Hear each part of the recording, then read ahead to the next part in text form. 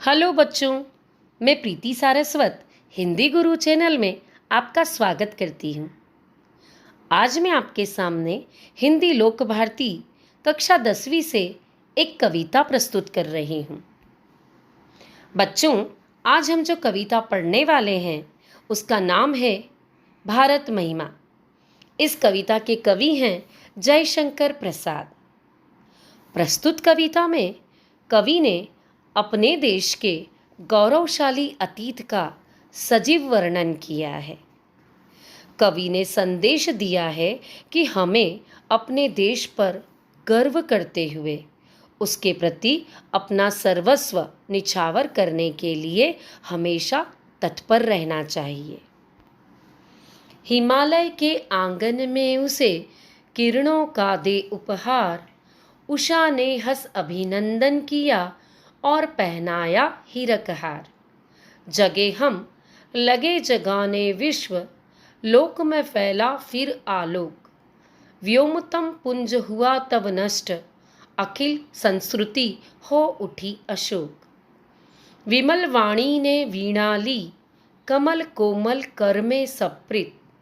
सप्त स्वर सप्त सिंधु में उठे, चिड़ा तब मधुर साम संगीत। आइए कविता की दो पंक्तियों को विस्तार से देखते हैं। हिमालय के आंगन में उसे किरणों का दे उपहार, उषा ने हंस अभिनंदन किया और पहनाया हीरक हार।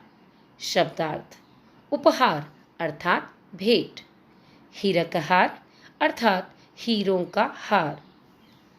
कवि कहते हैं कि हिमालय के आंगन में अर्थात भारतवर्ष को उसे किरणों का दे उपहार अर्थात सूर्य अपनी किरणें उपहार स्वरूप देता है। उषा ने हंस अभिनंदन किया, यह किरणें हंसकर भारतवर्ष का अभिनंदन करती है। और पहनाया हीरक हार, और भारतवर्ष को हीरों का हार पहनाती है। कवि जयशंकर प्रसाद अपने देश के गौरवशाली अतीत का सजीव वर्णन करते हुए कहते हैं कि सूर्य सबसे पहले अपनी किरणों का उपहार हिमालय के आंगन अर्थात भारतवर्ष को देता है।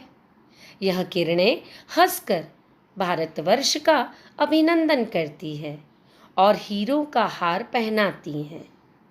बच्चों, सूर्य की किरणों के कारण बर्फ से ढका हिमालय पर्वत हीरे के समान चमकने लगता है। जगे हम लगे जगाने विश्व, लोक में फैला फिर आलोक। व्योमतम पुंज हुआ तब नष्ट, अखिल संस्कृति हो उठी अशोक। शब्दार्थ: आलोक अर्थात प्रकाश, व्योम अर्थात आकाश, तम अर्थात अंधेरा, अखिल अर्थात संपूर्ण, संस्कृति अर्थात संसार, अशोक अर्थात शोक रहित।